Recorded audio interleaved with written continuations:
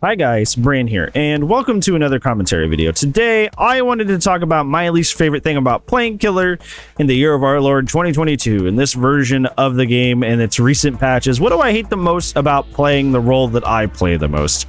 I feel like my least favorite thing about playing Killer in 2022 is often feeling forced like I have to be playing an M2 Killer in order to get results. The reason for this obviously is the hold W pre-drop meta. This is closely followed behind doing gens at Mach speed that also happens, but these two things really go hand in hand because usually there's one person running around pre-dropping all the pallets, which buys a lot of time. And like I say in a lot of my videos, time in DBD is gen time. Time in DBD is gen time. So while that person's wasting time for free by playing incredibly safe, the other people on the team, the other three survivors, are doing the gens because there's nothing else. They're not being oppressed by the killer because somebody's in chase, but that person in chase is just playing incredibly safely, so they're not in any danger themselves, and they just buy a lot of time for those gens to actually get done.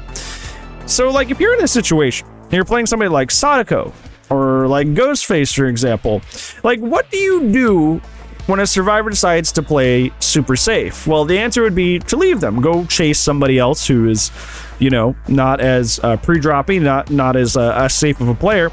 But then you run into them, and then they start doing it. They start holding W and pre-dropping. Like, what do you do in that scenario?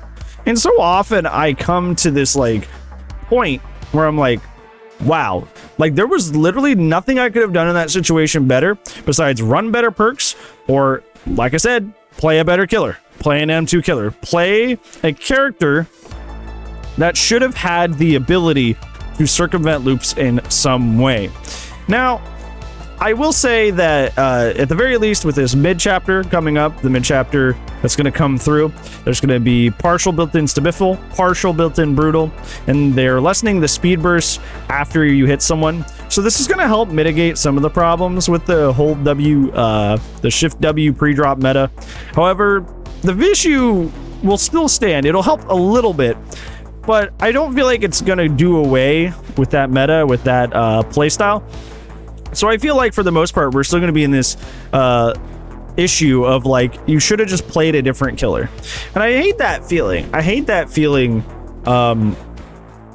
like so much because like, this isn't like something crazy. It's not like this, like Sadako struggles at like a specific tech or on a specific map or something like that. This is like a fundamental part of the game. This is the chase. This is like the main thing you do in Dead by Daylight.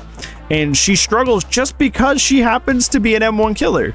Do you understand how silly that is? Like, this is a fundamental part of the game. This isn't some like side thing. This is like the main thing you do in DBD. You chase people. You chase with the survivors, or the survivors chase with you. Like, that is what you do in this video game. That is the main thing you do. And to have the M1 killers just like struggle so hard with this is just, it's just wild to me. It's just wild that they struggle that much. And the answer is so often, you should have just been playing a different killer. There was this like really old Scott Jun video that I loved to death, and I don't remember what video it was or what the context of was of what they were saying, but it was so hilarious because he was talking about old Rune Undying. And if you didn't know, Undying used to respawn your hex totem infinitely until you were out of totems instead of just once, which was very strong when combined with Ruin, which is already and still is until the mid chapter the strongest slowdown perk in the game. He said something along the lines of, yeah, when a Blight's running Rune Undying, it's like the worst thing in the world. But if a Cloud's running Rune Undying, I'm like, the dude's just doing his best. and I felt that so much. I found that so funny, but he's right. He's true. This still applies in 2022. If you're playing somebody like Sadako, so often you have to run like these just nutty, like if you run it out into the wild and you fight a Sadako, while you're playing Survivor and they're running like 3 slowdowns, it's like, you gotta get that time back somewhere that the shift W gamers take from them. They're trying to steal their time back that they're losing because their kit just can't handle one of the most fundamental parts of the game, which is just like absolute pain. And don't even get me started on like Circle of Healing, right? Because like another way M1 killers can even like pressure survivors is just by like you know, hitting him and then leaving them and then going find somebody else, but you can't do that anymore because of Circle of Healing.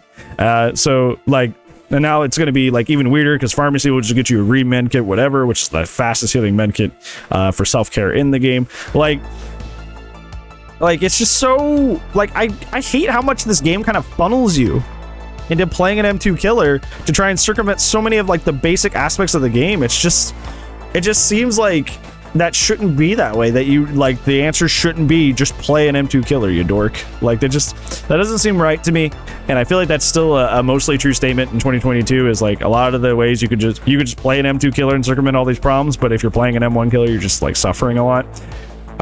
Yeah, I just hate that. I hate that a lot. So yeah.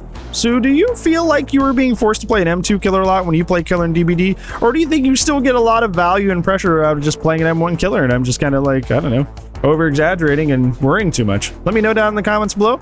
But other than that, it's gonna be it for today's video, friend. Thank you so much for spending time with me. But other than that, I will see you in tomorrow's video. But if I don't, I will see you when I see you. Goodbye.